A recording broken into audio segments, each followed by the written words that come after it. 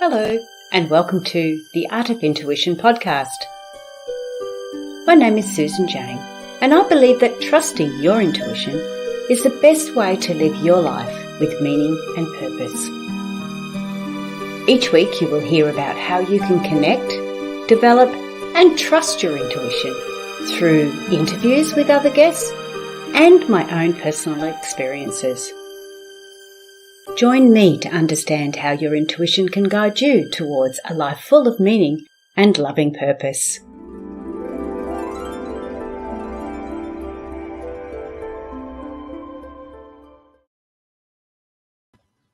Hello everyone, and welcome to the Art of Intuition podcast. I'm Susan Jane, your host, and today we have got some exciting news, but we have exciting news all the time, so you would be used to that.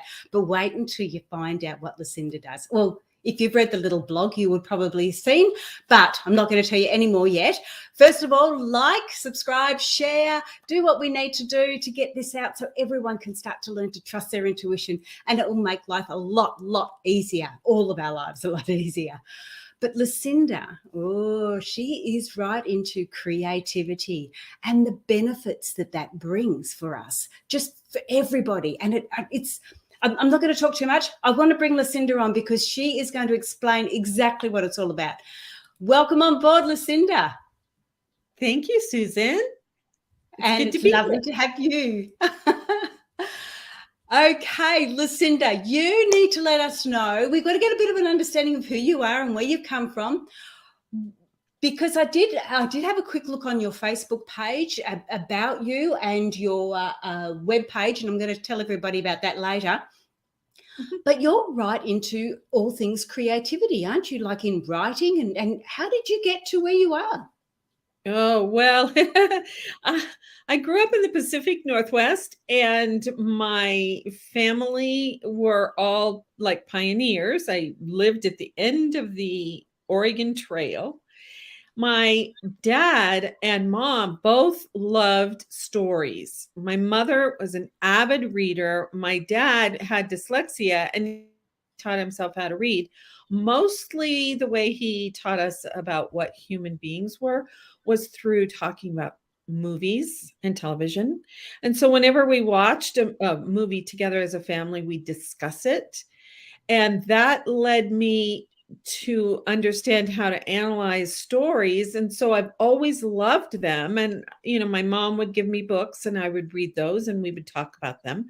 So by the time I got to junior and senior in high school, and we were reading books in English class, I was the kid that everybody went, oh God, because I was analyzing the stories and talking is like the teacher and I sometimes were having a conversation and nobody else was in on the conversation.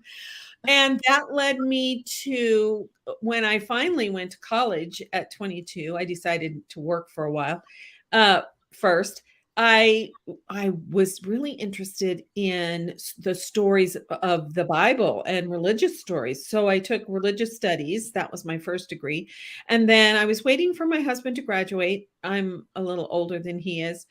And so I added theater and speech to my bachelor's degree. So I have two degrees in my BA. And then later, after I tried to work in the corporate world for a while, and that was a disaster, I decided to get a master's in theater, and I started working in the theater scene in Portland, Oregon. One of the main companies that I worked with was subsidized by the city of Portland. It was called the Musical Company. I worked in the costume shop. I stage managed. I was an actor. I did all kinds of stuff for them, and as well as other theater companies. And then after I finished my master's, I started teaching the little theater drama classes for Portland Parks and Rec and Vancouver Parks and Rec. And I did some gifted and talented classes and things like that.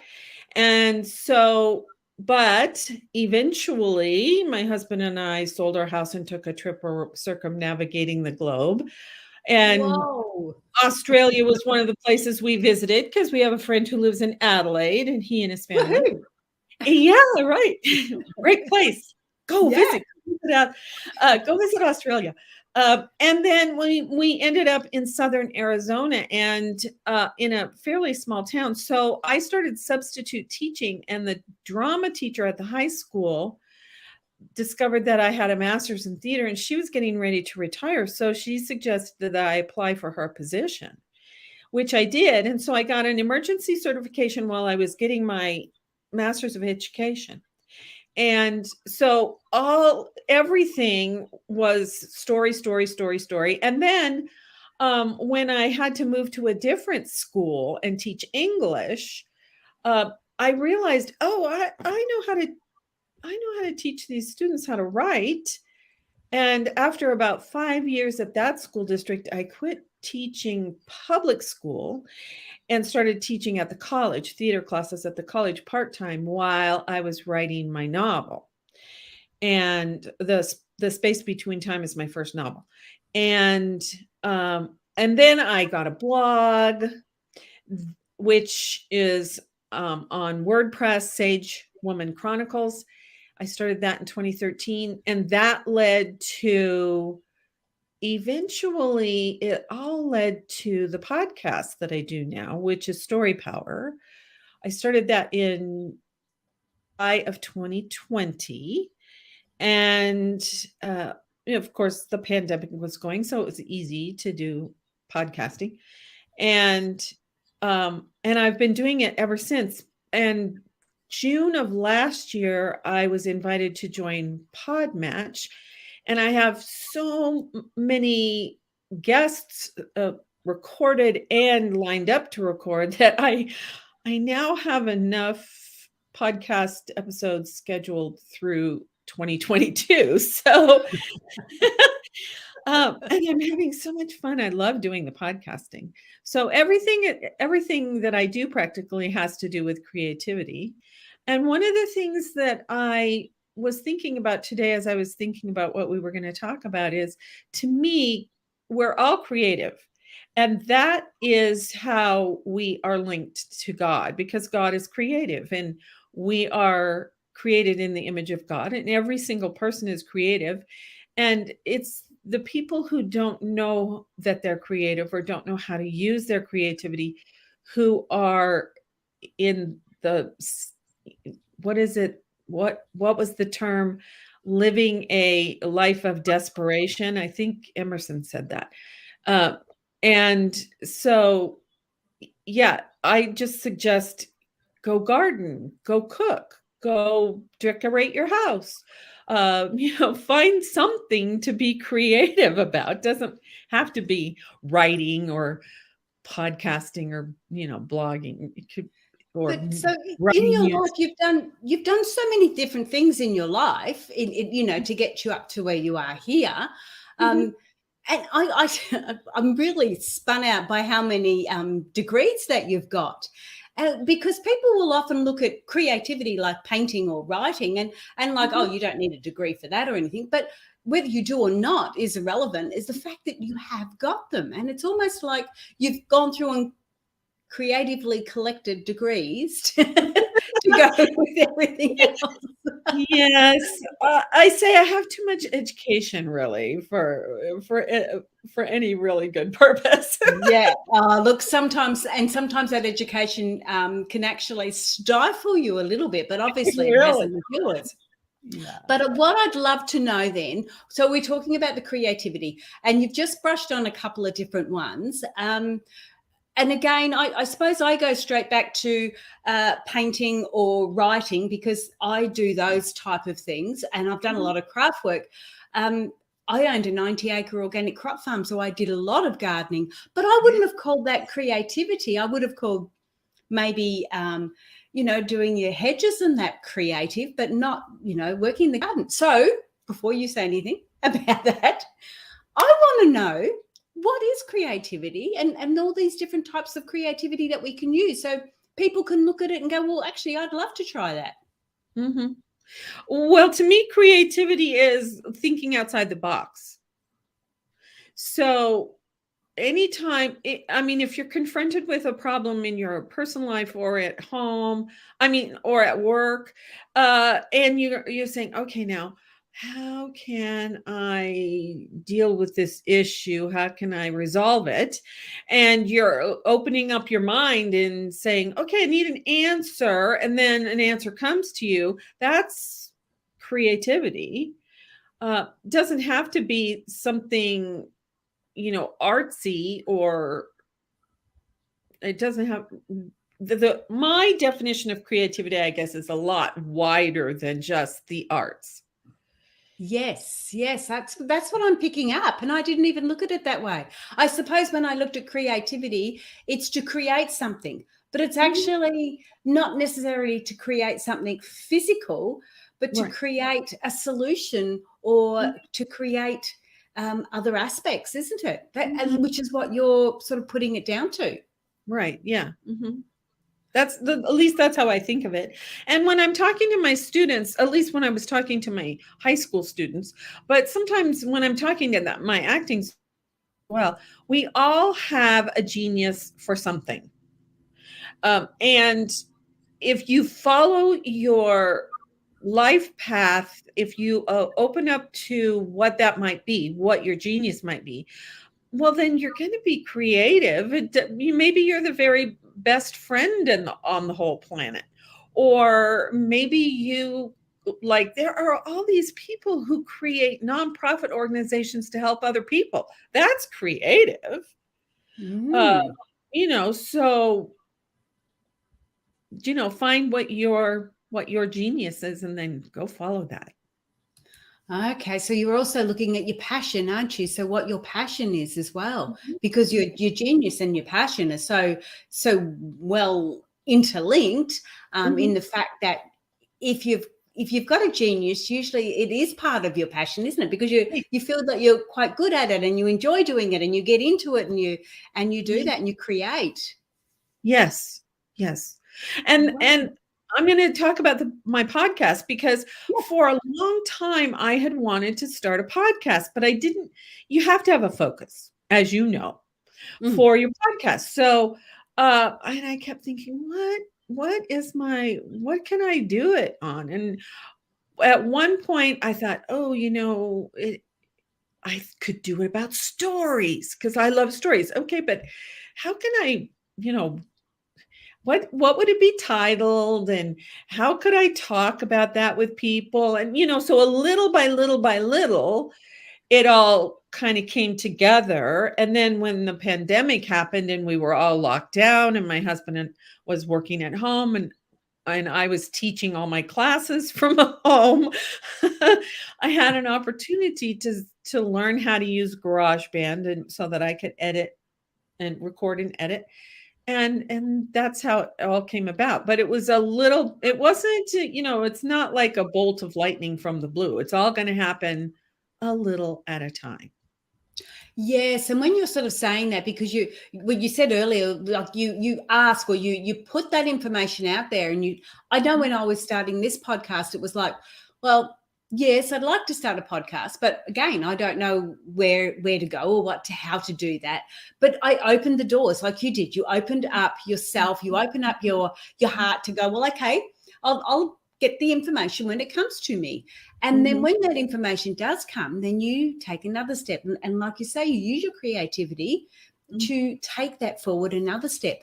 It took me probably, 3 months or so before I actually was ready to go with this podcast. And part of that was sort of getting the guts to talk about it, and feeling the courage. And the other part was the commitment. Right, because it is a huge commitment. Absolutely, yes. Yeah. And the funny thing is, I didn't think of it as creativity until I got past the first, I don't know, 4 months, 5 months, and I stopped typing everything out and reading from a script like blah, blah, blah, blah, blah. And then I started to actually loosen up, and I'd had more guests come on because first of all, I did all the talking, and then I started having guests come on. And then it allowed me to open up and to be able to talk. And Mhm. I see that now, as you're saying, is part of the creativity, isn't it? It's part of Right. of Mhm. stepping out of that square, that box, that zone, and putting. I guess I call it putting my trust in the intuition. You're saying Right. putting your trust in God. You know, whatever Right. it is, you're Yes. putting your trust out there to receive that information. I love that. Yes.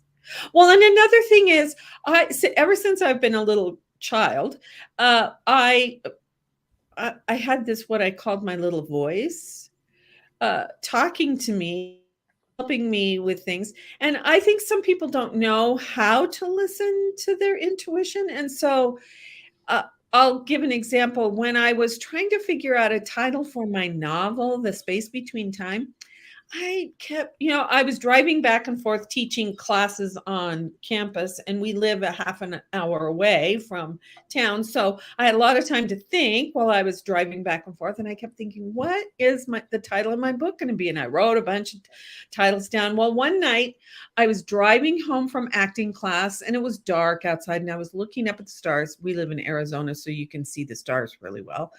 And I was Cool. listening to the Beatles. And a Beatles song came on, and it was like, I don't even remember what song it was, but it had something to do with space and time. And I went, oh, that's the title for my novel, The Space Between Time, because I have two timelines, as you were talking earlier.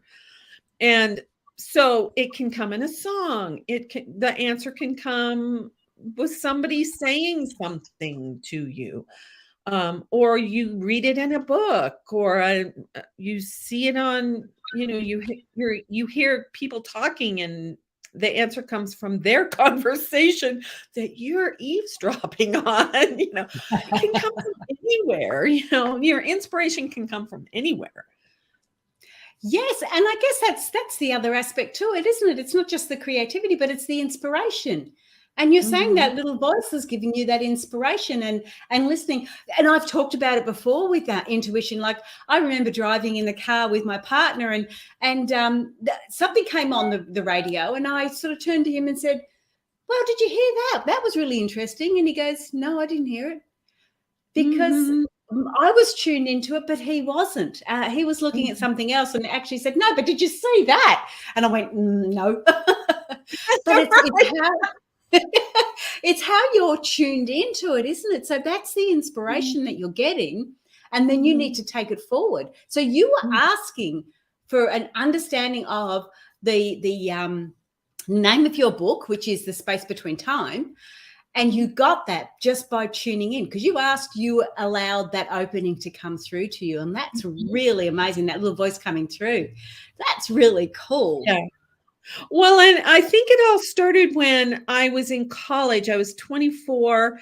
It was my second year, and I was a religious studies major and at a Christian college with like 2,500 or 2,000 or 3,000 students. And I was the only woman in the program. And there were people who did not think that I should be there. And so I was having all kinds of difficulty because I was getting harassed at every meal, with the guys bringing the Bible and saying, "Look, look, look, look." And so I was in a really bad way. And someone suggested that I buy a journal and start writing. And I wrote for months, just complaining. Oh, my life is terrible and blah, blah, blah, blah. I finally, one day, I got so tired of that. And I wrote, what am I supposed to be learning from this? And the minute I wrote that, I started getting, like messages in my head that were coming out my pen onto the page. Mm. And that's sort of, that was sort of well, I had been listening to my little voice a lot before that, but I was a lot more actively listening after that. Yes. Yeah. And you're seeing it as well, not just listening to it. You're actually writing it down and you're seeing it again. So it's like repeating itself a little bit more. So yeah, so the Mhm, video is mhm, just going a little mhm. bit blurry there, but we've still got your audio, which is really cool. And I don't Okay. play with this. This what happens happens. It's so be it. But the other thing I want to ask you, Well, and I Lucinda, live in the so I'm sorry, I what was was going to that? say, I live in the country. We have iffy internet here where I live. So, But what I wanted to ask you, and if it does go out, don't worry, just jump back on. I'll keep on chatting. I'll just do that. But what I did want to ask you is about the theatre side of things. You know, the because you do some film producing or something, but I'd love to get an understanding of the theatre side of things and how that helps you. oh, well, at the same time that I started journaling, I also got the suggestion to audition for some plays at the college. So I had tried to do some drama things when I was in high school, but I went to really small high schools. I only had 48 in my graduating class. So that kind of tells you how many students were at the school. Yeah. But I auditioned. I didn't get in that first show, but I got to work backstage. And as I did get roles, I realized over the years that, there are parts of me in every character that I play. Mm. Which was like a real revelation that, okay, I'm playing this pathological liar, and there are parts of me that are like this pathological liar. Or I'm playing a nun. Oh, well, okay, that was closer to me. Or I'm playing a courtesan. So, yeah, I started to realize that human beings aren't quite so different from each other as I originally thought. And I've directed plays as well as I've only produced one, but I wasn't getting money for it or anything. It was at the college. So acting and directing, and then I teach a class called dramatic structure where we watch movies and we discuss the themes, how it's put together so that you can get the theme. But all of that, what was the original question? All of that has helped me realize what it means to be a human being. I hope I answered your question. Yes, yeah, I'm following where you're going, because I sort of asked how that has helped you, and by seeing yourself in some of those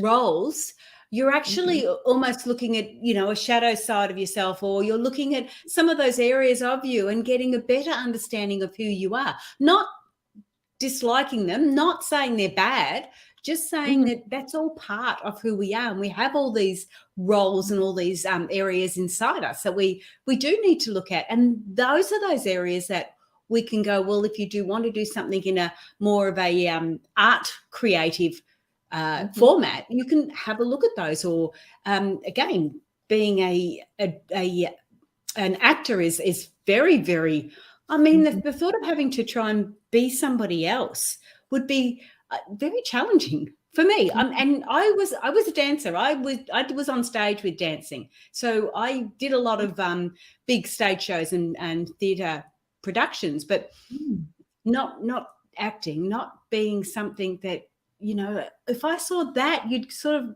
start to get a bit of a, whoa, am I like that pathical liar? Is there elements of me that are like that? It could be quite challenging for you. Well, my philosophy is that we're acting all the time. Yes. Yeah, because we're a different person at work than we are with our family, than we are with our friends, than we are when we're by ourselves. So really, we are acting all the time. So anybody can be a good actor. The trick is to find those places where you and the character connect. It's not actually trying to be someone else. It's trying to find the things in you that connect with the character. That's the way I approach it. Okay, right.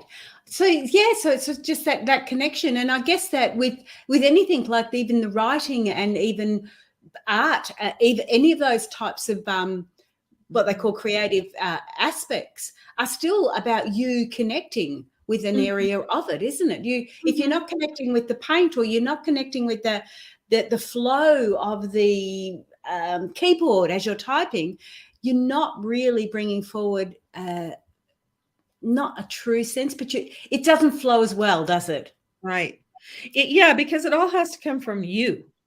Yes. The creativity has to come from you, inside you. Yes. Yeah.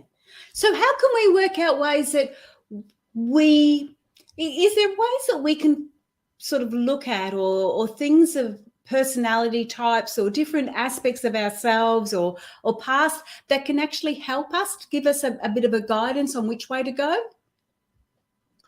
Or Well, which path to follow? one thing I do with my acting students is I suggest that they go find out what their personality type is. And it's always helpful for actors to know a little bit about all the personality types anyway. But if you know something about your personality type, then that might give you a little clue as to what your comfort zone is, and also what what aspects of creativity you would be. Like somebody who is an accountant might not really connect with dance, for example, or but I mean they might, but just if you know a little bit about your personality type, it might help you discover something that you can connect with to start with. And as I said, in my own life, one thing led to another thing, led to another thing, led to another thing. So you just need a starting point. That's all you need. Yes, that's very, very true. And too often people sit back and go, well, I don't know what I like, but you haven't tried anything. You haven't stepped there. I mean, if you'd asked me 5 years ago, would I be doing a podcast? I would have sort of laughed, because I didn't even know what a podcast was probably 5 years ago, let alone running one yourself. But Right. yes, it is. And I mean, like 5 years ago, 8 years, 9 years ago, I wrote my first book. And it was the biggest flop you could imagine. It was wonderful. Not. But I learned so much about it. It enabled me to write another one. And with the first book, where I did I made a way too much details, not a story. It was more like reading a reference book. But with that reference book, I could create online courses, and I've created all these online courses. So it wasn't really wrong of me to do it. It was probably wrong of me to try and sell it as a book, which didn't happen, but it wasn't wrong of me to do it. And we need to be willing to take those risks and step forward and do that, so we get an understanding of who we are and where we want to go. Right. Well, and you always start with what you're interested in. What are you interested in? Yeah. One of my sisters-in-law, you look at her garden and her yard, and it's a show place. You come to our house, and we live in the country, and we don't do anything. We don't have a yard, really. We just let the natural, plants grow. Well, we do cut down the grass a bit for fire hazard. But because we want to keep the house safe. But I'm not into gardening. So or I have a sister who's a really great cook. That's her creativity, and she's creative in other ways too, but that's one of her creative outlets, is trying new recipes and cooking things for her family. And so what are you interested in? That's where you start. Yes, and because I've got so many different interests, you don't have to go to one way. We can have a look at the different things. When I look at cooking, I think, no, I don't even like going in the kitchen, let alone cooking. I do it begrudgingly, but yeah, you put me in my kitchen rules, and mate, I'll be out of there. Right, yeah. But I loved gardening. I did love gardening. I guess we can start to look at the type of person we are, because I actually enjoy doing that physical side of things. I actually enjoy working in the garden and doing that physical work. But in the same token, I love talking to people, and like you do, Lucinda, collecting their stories and getting to learn who they are and what they're doing. And if somebody's a people person, start a podcast, for goodness sake, and have Lucinda and I on it, okay? That's right. Yeah. Well, I'm an introvert, but I am curious. I'm curious You're an about. introvert, and you do go on stage, because I know I'm an introvert too. But I'm really surprised that you're on stage. Like, you do that? Well, when you're going on stage, this is how it was for me. I was playing a different person. I knew the audience was there because they wanted us to be successful in the play. And I just had a ball trying to be, somebody else, and singing and dancing sometimes. And that energy that you get from the audience, there's nothing like it. You probably know that as a dancer. Yes. There's nothing like that charge of energy. Now, I would have to go home and crash for a while. And fortunately, at that time, I wasn't working outside the home too much, except for the little teaching things that I did. And so I had a lot of time to be quiet. It's just that, yeah, I have to have a lot of time to be quiet, but I can be on when I'm teaching. And my students say, "You're an introvert, really?" They don't understand. It's just, well, I can be on with you. Yeah, but exactly. I can go, and on the podcast you can be on, and I have so many people saying that, your energy is lovely, but most of the day, and like you, I work from home, so I'm at home, I'm in this little space here all day, every day, and it's like my partner comes home and it's like, "Wow, jump on him, what are we going to talk about?" And he sort of goes, "Oh, I've been talking all day, I don't want to talk." So it's we have that sort of, I have to let him come in the door first before I attack, and let him chill out for a bit, and then I can go, "Oh, so how was your day?"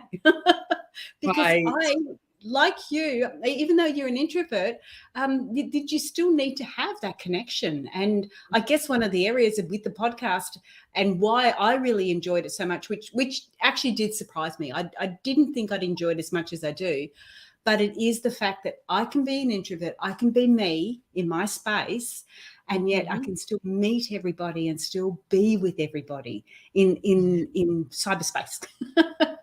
Right. Yes, exactly. And I love hearing people's stories. I just love that. So for me, that's really cool.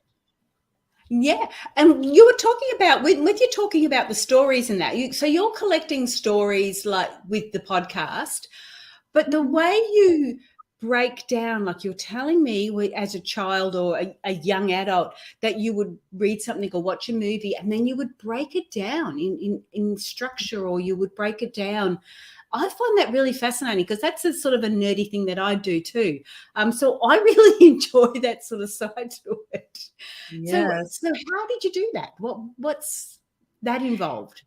Well, my father didn't really know that he was doing this, but he was using the Socratic method. He would say, "So what did you think of the movie?" "Oh, we really liked it." "Oh, what did you like about it?" "Well, I liked this character." "Well, what was it about that character that you really liked?" I mean, he would just keep asking questions and questions and questions. And then finally we would say, "Dad, I don't understand why this character did that." "Oh, okay, well, let's talk about that." And so we just go on and on and on like that. And eventually we would get to well, what do you think the movie meant? Because every single thing that's written down has a purpose. Yeah. And there's a kind of a message, or a message behind it, I guess. And so that's what I was doing with my English teachers, as I was saying, "Oh, well, this is what I think the theme is, and because this character says this and this character does that and this event happened." And then later I learned about the plot outline, the basic plot outline that every fictional story has. And so, I mean, there will be differences, of course, because there's backward and forward in time, and there are the montage sequences, or those devices that filmmakers use, and theater has its own conventions too for those kinds of things. But Yeah. So analyzing a play is just asking the questions and going deeper and deeper and deeper about why the characters are doing what they're doing and why did the playwright choose this event for them to be challenged by and stuff like that. Mm. But what you were just saying then, to which I find really interesting, is that your dad was teaching you about you. Because every time Mm, he asks you, what did you think of it? And why did you like that? And you're learning more and more about yourself, and you're allowing yourself to be heard, which mhm. I don't know whether your dad realized he was doing that, but that's really amazing because a lot of people won't do that. They don't really, they shut you down. They don't really care. So Mhm. in him asking you these simple questions has allowed your creativity to come out. It's allowed you to be acknowledge who you are, because Mhm. I know I remember going through a stage, especially with my ex, that I was not allowed to have an opinion. So if anybody Mm. said to me, well, what do you think? And I'll sort of go, well, I don't know what I think. I need to ask. So I Right. wasn't allowed to be myself. Oh, yeah. Whereas your dad at such an early age allowed you to have an opinion, allowed you to look at it like that. So Mhm. you had amazing parents. That's fantastic. Yeah. Yeah, Don't know well, whether I think my dad knew what he was doing. He knew because he was very, very wise in terms of knowing about people and how and he could look he was a lay minister and he could look at people and say, oh, this person has this talent but they don't know it, and so he would ask them to do stuff using that talent, and then they would go, I never knew I could do that. So he was really wise about human nature. Yeah. And of course, that's another, but you have just got some amazing stuff. But that's another aspect where someone goes, where we might think that, you might get the little message saying, oh, you should do that. And then straight away that, oh, no, you can't do that. You don't know how to do that. No, you're no good. You're no good at that. You couldn't do that. That's impossible. But the little voice is going, yeah, you can. You can do it. I want you to do it. Mhm. And this is where we have to start to take that step forward and see what it is, and then move forward from that. So that again is your creativity coming forward to give you a better life. Right. Yeah. Well, yeah, you have to get past that inner critic, what you were talking about. The Yes. little voice in your head that says, "Oh, no, no, no, I can't do that." But there's another voice in your head, like you were saying, "Yes, you can do this." Yeah. So it's kind of a little battle. Sometimes people have a battle in their head, and you just have to decide which voice you're gonna listen to. Yeah, that's absolutely true. Well, we're getting close to the end, but I do want to remind everybody that your website is sagewomen.life. Now, that is the website, like the URL, but I know I typed in Sage Women Chronicles and it came up.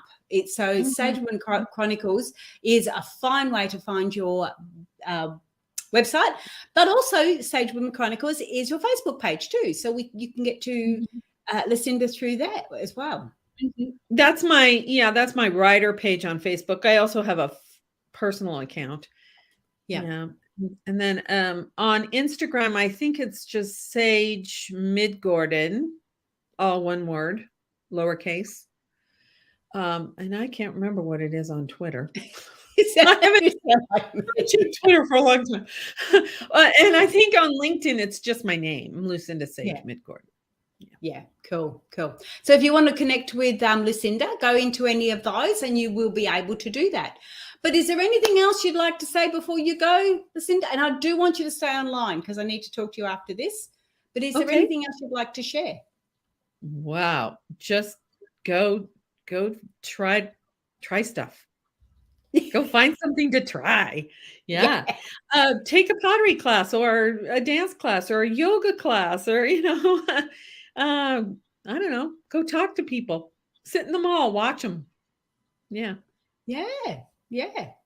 Oh, there's so many things we can do, isn't there? And it's really no excuse to say, well, I don't know what to do or I can't do that. You've just got to start. The first step is to take it forward and have a Yeah. go. What Yeah. sounds interesting and go try it. And there's so many things we can do. Like when you start to look at, you would have over there, what do they call it? Meetup. Do you have Meetup over there? Meetup? Well, we don't call it that, but we probably do. Yeah. Yeah.